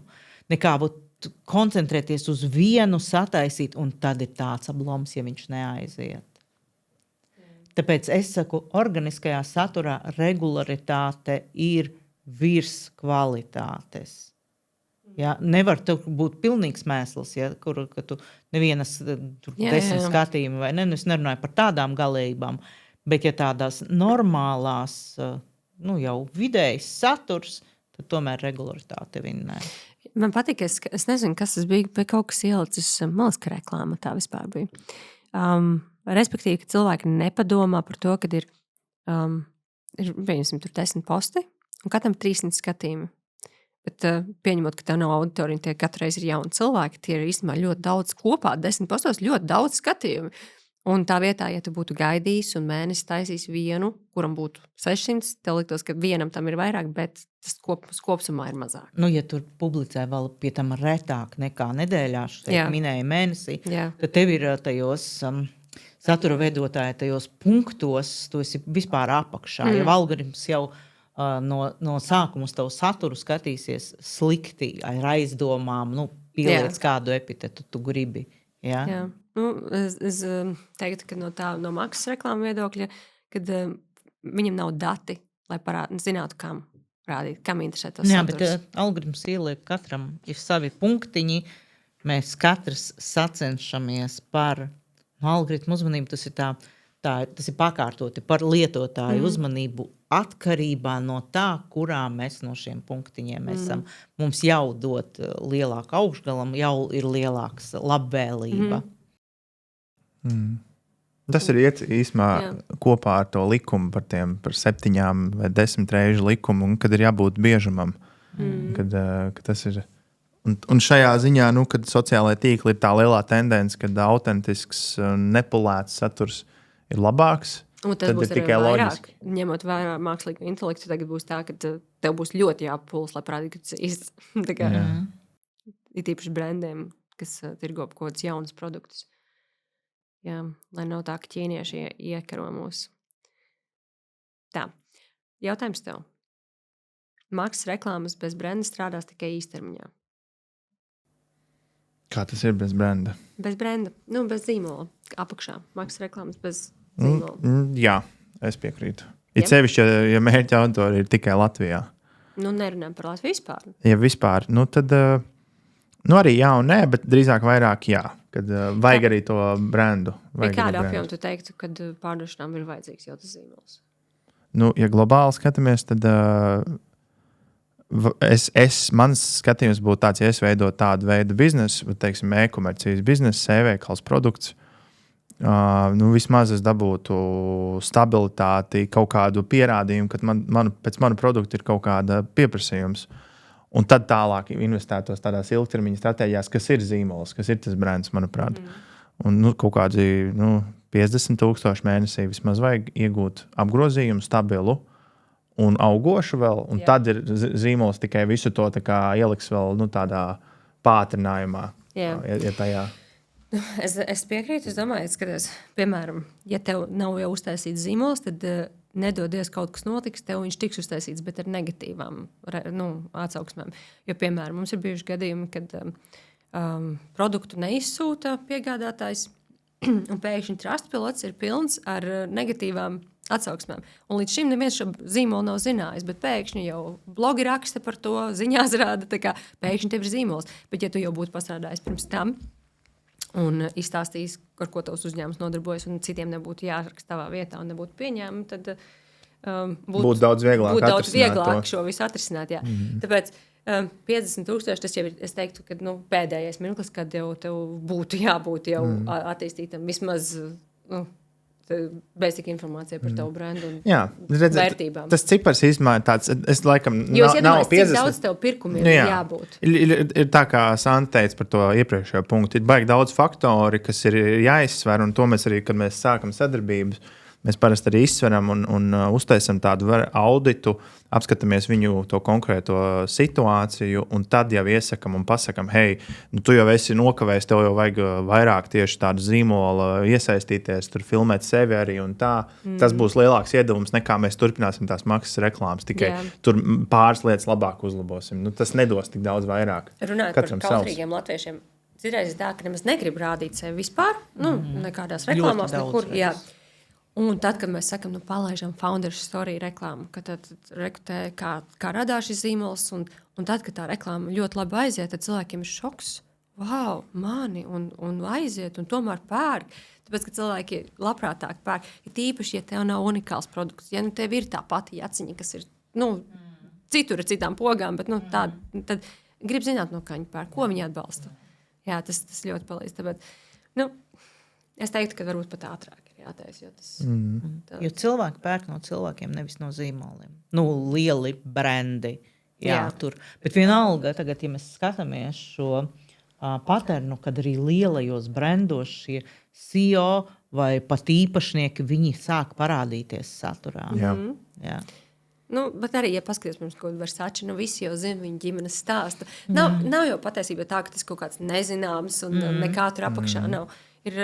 Mēs zinām viņu stāstu, tur jau PRs ir nostrādājis citā veidā reklāmā.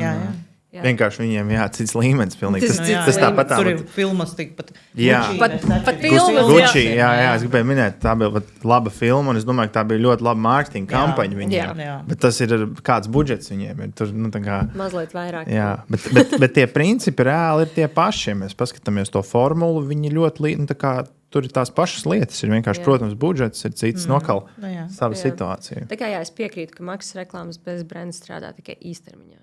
Tiešām. Kā tu domā? Jā, pilnīgi. Tā māksla, ja mēs redzam tādus ļoti veiksmīgus piemērus, kas tur uzņēmums ātri izaudzis, tur 2 gados, tur 3 gados, miljoni daudz un globāli un tā tālāk, tā māksla, viņiem ir ļoti labi izdevies to nobalansēt. Jo arī viens izaicinājums ir, kad tu pārāk ātri, tu esi maziņš, teiksim, es viens pats uzņēmējs, sāku, un bieži kļūda ir, kad es pārāk ātri sāku tur SEO darīt, es sāku organisko saturu darīt, es sāku maksas reklāmas darīt, kad nav tas fokus, tur arī ir. Un tā veiksmīgo piemēru viņiem parasti ir tā māksla, kad viņi īstajā mirklī sāk tās lietas. Visbiežāk jau viņi ņem komandu. Zini, ko es iedomājos? Tagad, piemēram, redzi, ir 220, kas nav nekāds tur zīmols, ņemot, ja? Bet mēs jau tautā paši esam uztaisījuši, viņu ar kaut ko asociējam. Un tas nav nekas labs. Tas ir neregulāras piegādes, atliktajās piegādes. Tā kā, ja tu nestrādā pie savu zīmolu, cilvēki patērētāji uztaisīs tev to zīmolu. Jā. Tā, diemžēl, ir tā kā labāk ir vai nu strādā, vai tev būs zīmols, tikai tu nevarēsi izvēlēties kāds. Novārtā nevar atstāt, jā. Lūk, tagad jautājums tev. Apgalvojums. Giveaway un konkursi bojā zīmolu un neatnes vērtīgus sekotājus. Jā, 1000%. Es vispār neiesaku to. Paldies. Šis ir ļoti labi. Viens ir, sadalīsim tā, ka viens ir konkurss, es taisu pats. Tad, ja ļoti gribās tos konkursus, tad es iesaku taisi jau esošajiem sekotājiem lojalitātes audzēšanai. Tad taisi tā, ja ļoti gribas. Un ar šo konkursu, tā kā tur notiks aktivitāte un vairāk redzēs tev saturu, arī, ja viņi iesaistīs pēc tam nākošo saturu, tad šī pentere sākas. Ja? Bet kā sekotāju audzēšanas instruments konkursi, tas ir negatīva pieskaņa. Vēl ir otrais, ir šie giveaway. Tas, ka tev šī instrumenta veidotāja Latvijā mani pat ir nobloķējis par šādiem tekstiem. Ja? Bet tad, kad ir mēs vienu lielu, kur tur būs, es nezinu, telefoni, mobili iPhone, tur aeroboti un viss, piesakās, savāc naudu no daudziem šiem uzņēmējiem, un pēc tam ir jāpiesako. Ja domāju, šiem uzņēmējiem ir katram sava mērķa auditorija. Un piesakās, varbūt kādam trāpa, varbūt vispār nevienam netrāpa, ja, šie, kas piesakās uz šo. Un kas notiek? Viņiem pieskas, viņi uzreiz, redz, baigi labi, viņi uztaisīja, paskaties, cik mums tagad ir sekota. Pavik, ka viņi nereaģēs uz tavu saturu un ka viņi nav tavi pircēji. Tas ir, tā viņiem, bet pasties, kā augsts sekotais, kā malace, tu esi laba meitene. Un kas notiek, ka beidzas konkurss? Viņi masveidā atseko, ko domā algoritms, tavs profils, tavs saturs ir kaut kāds ļoti slikts, nedod Dievs vēl bīstams, es tavu saturu vairs nerādīšu vispār. Un ja līdz šim tavs satura redzamība un, pieņemsim, tur klienti, kas nāca no šī satura, bija, pieņemsim, tur 1000 skatījumi, 10 klienti, tas ir izdomāti skaitļi, ja? Tad tagad ir 300 skatījumi, viens klients pēc šī giveaway. Tas ir tas, ko tu iegūsti pēc šādu bīstamu instrumentu izmantošanas. Lēts triks tas ir. Jā. Ļoti bīstams triks tas ir. Principā, man ir bijuši 2 klienti, kuri ir piedalījušies šādos tieši nevis konkursus taisījuši paši savus, bet giveawayos. Viņiem ir neatgriezeniski sabojāts. Viņiem bija jātaisa jauns profils. Pilnīgi neatgriezeniski. Tu tur varēji darīt ko. Crazy. Parunāsim par to, kas notiek pēc šādiem gadījumiem maksas reklāmās.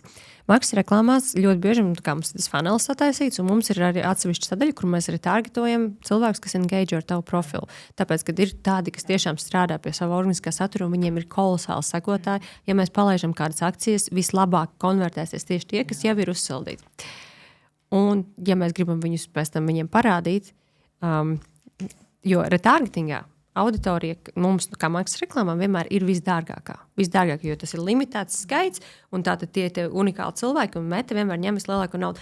Mēs samaksājam nenormālu naudu, beigās parādot vienkārši cilvēkiem, kam vispār nesiltni augsts no tā produkta. Un tad atkal tieši tagad saka, uz pusgadu, jo tas ir 180 dienas, cik ilgi viņš glabājas, tur mums ir sabojāta auditorija, ko mēs nevarēsim izmantot pat tad, kad jums būs kaut kāds ļoti foršs atlaides.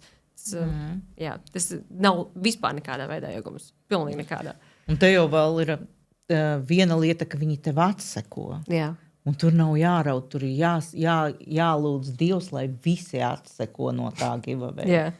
Saproti, jo tie, kuri paliek un klusē, nereaģē, tie ir sliktāki nekā sliktāki nekā tie, kas atsekoja. Jā. Tas rada statistiku sliktu atkal to visam profilam. Šis, man liekas, ir populārākā kļūda, ko tie uzņēmumi, kas uzsāk, ko viņi parasti pieļauj, ka viņi taisa tos konkursus. Ko tu ieteikti darīt, lai iegūtu jaunus sekotājus? Rīli. Ir ļoti vienkāršs, lēts. Viņš nav visvienkāršākais. Pieņemsim, otrs pēc sekotāju iegūšanas ir pareizi veidoti karuseļa ieraksti. Ja nesanāk rīli, ļoti nepatīk, un tas ir grūtāk, veido karuseļus. Būs mazāks rezultāts, bet būs. Nepatīk, arī karuseļus veido šos collaboration, jeb sadarbību ar profilu, kuram ir sekotāji tava mērķa auditorija. Tas būs tāds trešākais pēc tā, kas iegūs sekotājs. Bet tā veidojam rīlus. Veidojam testa rīlus, liekam, arī tie ļoti labi atnes auditoriju. Mums bija atnācis eksperts, kas no Zviedrijas, mums bija angliski podcasts, bet neviens viņu neskatās, viņš ir angliski. Un viņš teica tieši par šiem testa rīliem, un viņš teica, ka viņš ir atklājis, ka ir viens, no kā viņam dienā atnāk 60 sekotāji, un viņš katru dienu liek to pašu. Viņš ir atklājis, ka viņam viņš vislabāk strādā. Jā, viņš ir kādu laiku, pat Instagram šo izmainīja. Tagad dienā var ielikt tikai 5 testa rīlus, un, ja tu liec atkārtoti to pašu viņu, aiztaisiet, neļauj vairs. Es nepaspēju pat pamēģināt. Jā, tas bija, un lika vienu un to pašu tās reizes, un strādāja tagad. Tā bija kļūda, ko Instagrams nebija iedomājies pat, un viņi ir novērsuši to. Jā.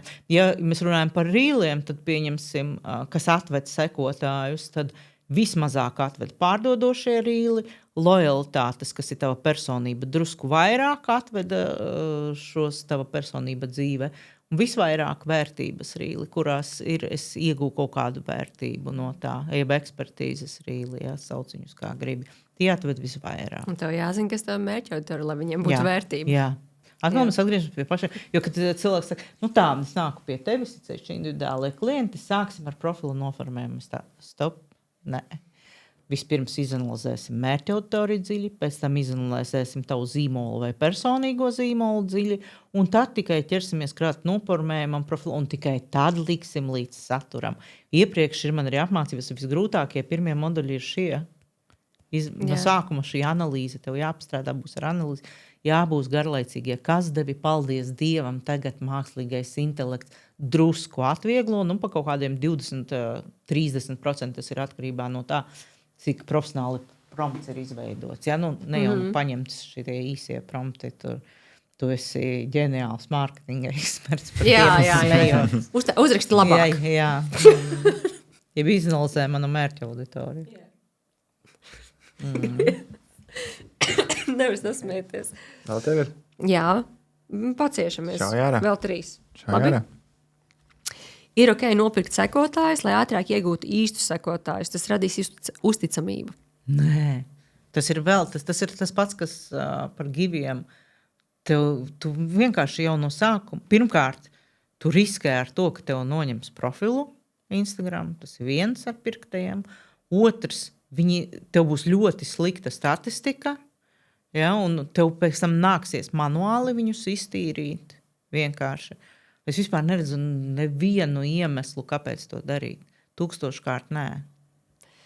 Jā. Man cirreiz ir tā, kad atnāk, piemēram, klienti un viņi tā, piemēram, uztaisa jaunu lapu. Ja, piemēram, tev ir ļoti daudz reklāmas menedžeri, ir pie konkrēta spenda, tev ir atļauts, cik tu reklāmas drīksti šobrīd aktīvi rādīt. Un visbiežāk tas ir pie 250, viņš apstājas, un tev vajag taisīt jaunu lapu. Tas, piemēram, Facebookā.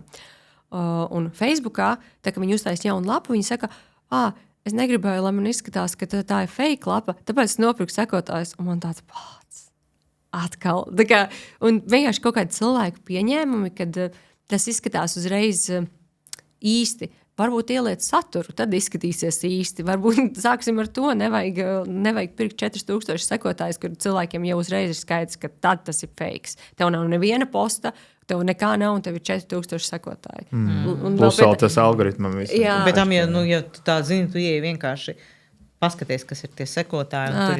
Tur ir skaidrs, ka ir boti ir atpazīstami, vai ne? Tad sākam ar to, ka patiesībā, ja mums ir sākam no nulles, mums patiesībā 300 līdz 500 sekotājus mēs īzī varam dabūt. Nepakautrējamies, pasakam saviem draugiem, paziņām, bijušajiem kolēģiem. Sazinamies ar viņiem un pasakam, ka mums ir šāds. Protams, mēs ieliekam uzreiz no sākuma. Ja mēs nevaram pateikt, tad nedaram neko šeidī. Jā.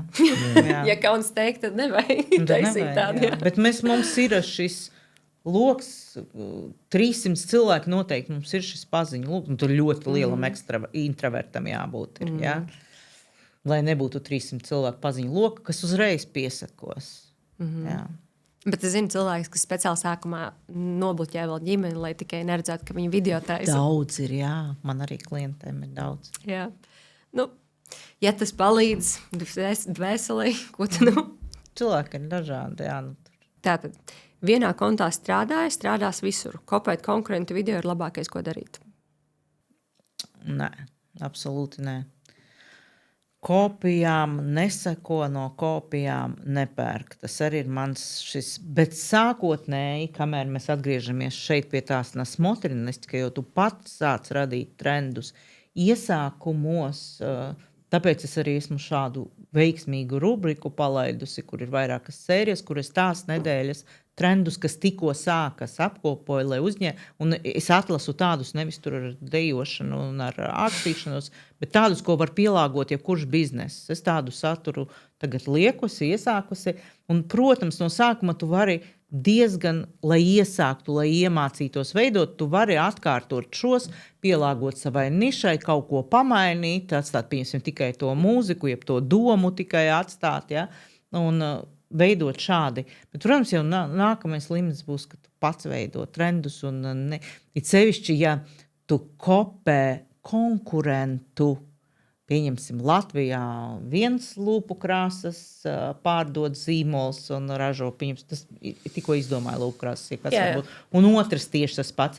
Un tu sāc skaties, šitais lūpu krāsu šādu trendu uztaisīja, un tu tieši tādu pašu, tad ir auzes. Jā, tas nožēlam izsats, un cilvēki, es saku vēlreiz, cilvēki nepērk no kopijām, cilvēki pērk no oriģināliem. Tāpēc tev ir jābūt nesanāk, tev tas saturs veidot, kā viņš tev sanāk sākotnēji. Jā, es saku, var kaut kur tālāk un nekonkurentu nišas, bet citu nišu, ja arī sekot man un paskatīties, kas tagad vispār ir Amerikā vai ne, trendos un agri iesācies un paņemt no turienes pielāgu. Man tikko bija interesanti, es braucu taksī un runājos, mans klients, mēbeļu ražotājs, puisis, neatceros tādu nosaukumu, kaut kas ar furniture bija. Viņš arī tagad paņēma no pagājušās nedēļas, kur mājdzīvnieks pārdod tavu produktu. Viņš arī savu suni uzfilmēja, uzlika balsi, pārveidot to, kā mēs liekam, kā maniem kaķiem ir balsis. Un labs video saņāca. Jā. Es zinu, ko es domāju. Man citreiz skatoties, ir īpaši īstenībā, ja godīgi, stulbi laikam teikt, bet lielākus influencerus Latvijā, kas ir īpaši TikTokā liek jauni cilvēki, viņi tos trendus kopē viens pret viens. Mēs, piemēram, performance marketingā, mēs arī skatāmies, ko konkurenti dara, bet nekad dzīvē mēs kāpēc, lai tu likt viens pret viens, tu adaptēsi šim zīmolam, tu uztaisi kaut ko vēl klāt oriģināli, pieliec savu, un tas strādā parasti daudz labāk. Tu vienkārši skaties konceptu, ne jau viens pret viens. Un es domāju, kāpēc viņi pat tur, kur nav adekvāti, viņiem pat nav bērni, vai kaut kādus tekstus pat paņem viens pret viens. Man liekas, tiešām tik laba doma. Un man patiesībā ļoti patīk, ka es redzu, ka ir kāds, kas ir paņēmis trendu, bet viņš mazliet viņu nojauc, nobrucina, un tur ir viņa unikālais. Jā, kā es veidoju, tu pieminējuši to mammu. Bija šis, tas Love Island, laikam, kur viņa sakāja mamī. Jā, jā. Un es paņēmu kaķi, jo cilvēkiem vislabāk aiziet tas saturs rīlos, ar kuru visvairāk dalās. Tā ir, algoritmā tas ielikt. Visvairāk dalās, tad, kad ir, šis ir par mani, viņa saka, vai arī, pilnīga idiota, ko viņa saka. Un es zinu, ka cilvēkiem Latvijā ir baigais tāds pretsats, tu neesi nekāda mamma kaķiem, kā tu vari būt mamma, ja es ielieku, ka man kaķi brāļi, kā viņi var būt brāļi, viņiem dažādas šķirnes. Kad pārāk nopietni uztver dzīvi cilvēki Latvijā. Pārāk, es saku, vieglāk tā kā. Es esmu mamma, un viņi ir brāļi pie tām brālēm. Pofika viņi dažādas šķirnes. Un es paņēmu to kaķi un aimu mamī. Jā, es nerunāju par bērniem vai ne par ko, es par cilvēku. Mamasita. Jā, un tas ir, man liekas, tas tik ļoti, jo forši ir paņemt to trendu.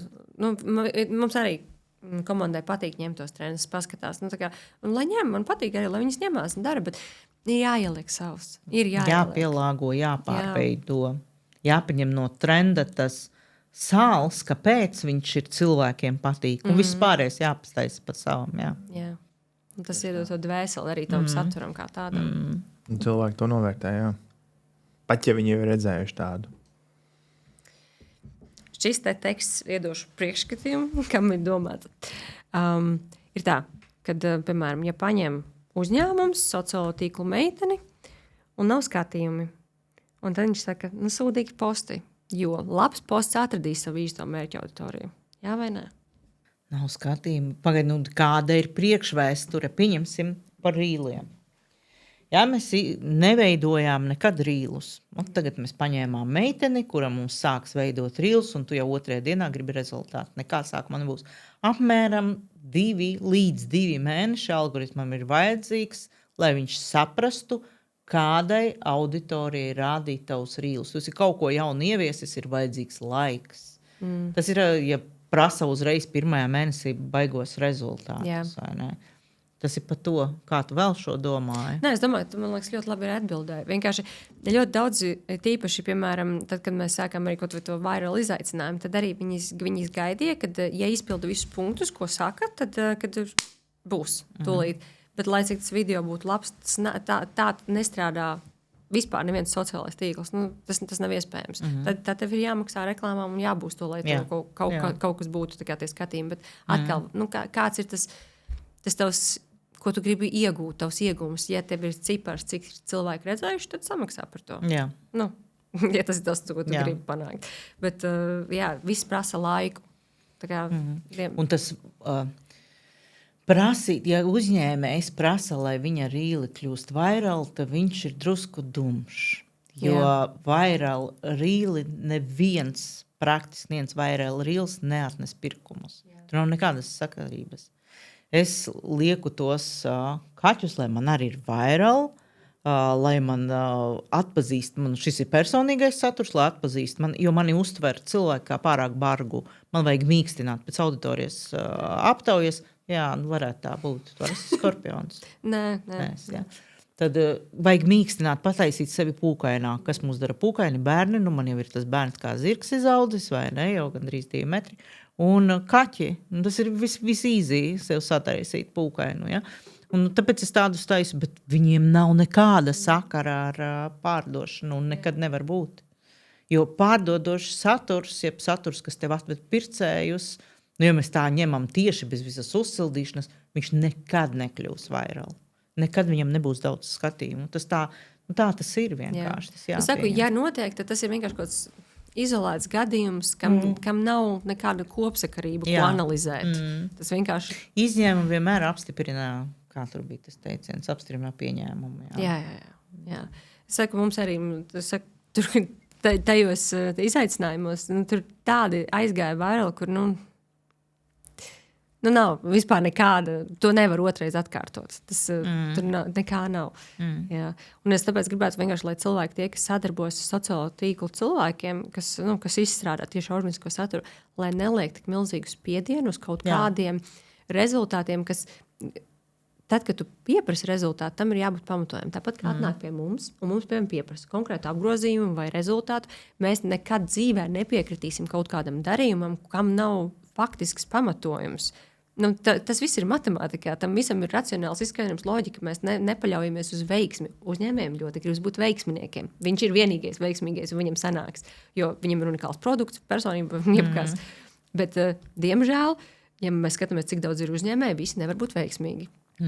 Tur nāk klāt loģika, racionālais prāts un matemātika. Un tad, nemokīt savas sociālo tīklu meitenes. Viņas nevar burt, ja kāda var. Iepazīstiniet, bet pārsvarā nevar burt. Jā. Tas pats arī ir ar maksas reklāmām. Jā.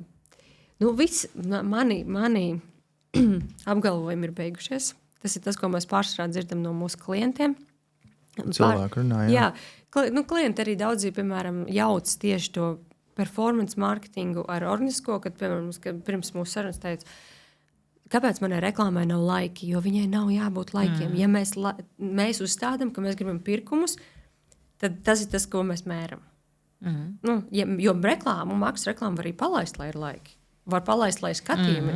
To var izdarīt, tikai tad neprasa pēc tam no tās reklāmas pirkumus. Jā, dažādi mērķi. Jā, ir dažādi mērķi. Un tas dažādās situācijās, dažādās biznesa attīstības stadijās, pirms akcijām citreiz citi zīmoli speciāli izvēlas uzsildīt auditoriju un nelaist nekādas citas maksas reklāmas, bet uzsildīt tieši organiski, izglītojoši un tā tālāk.